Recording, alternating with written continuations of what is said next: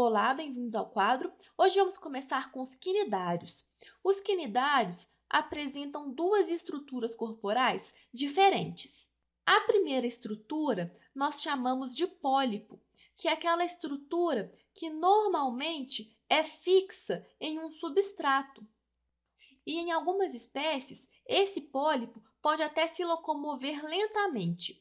O pólipo apresenta aqui uma boca que normalmente fica rodeada pelos tentáculos. Na próxima aula, nós vamos ver que nesses tentáculos existem células urticantes, células especiais dos quinidários, que são chamadas de quinidoblastos.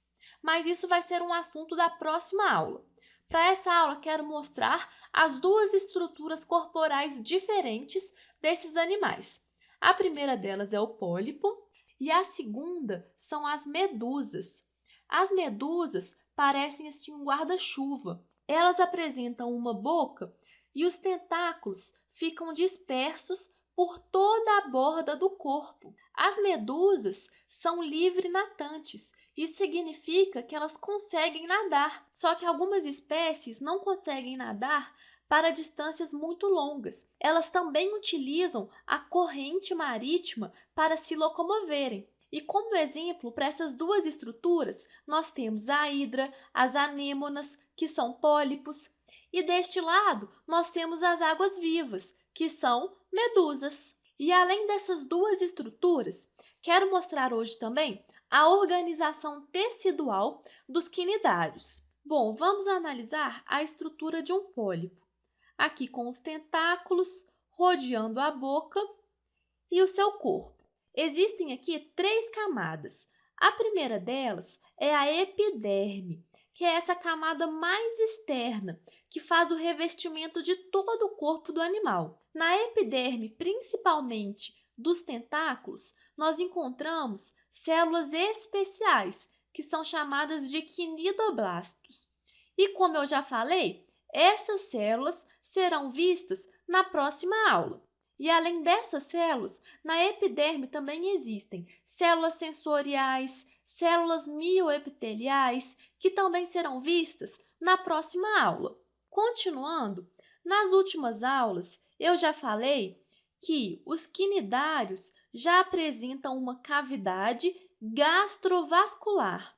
Essa cavidade é muito importante tanto para a digestão como para a circulação de diversas substâncias. E revestindo essa cavidade, existe um tecido especial, que é chamado de gastroderme.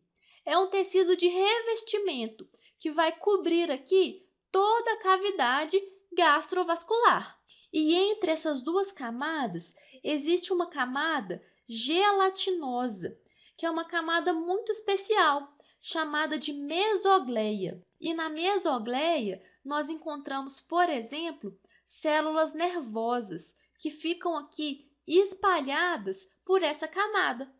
E aí, pessoal, a mesogleia das medusas é muito mais espessa que a mesogleia dos pólipos. Isso faz com que a água-viva tenha aquele aspecto gelatinoso. A camada de mesogleia desses animais é muito desenvolvida. E só para fechar essa aula, pessoal, quero lembrar que a epiderme e a gastroderme apresentam origens diferentes. A epiderme é derivada do ectoderma, que é aquela camada mais externa que envolve o embrião. Já a gastroderme é derivada do endoderma, que é o folheto embrionário que faz o revestimento do tubo digestivo, do arquêntero. E nós já vimos que os quinidários apresentam só esses dois folhetos embrionários, e é por isso que eles são classificados como animais diblásticos. E se você ainda tem dúvida nesses termos, volte na nossa aula específica.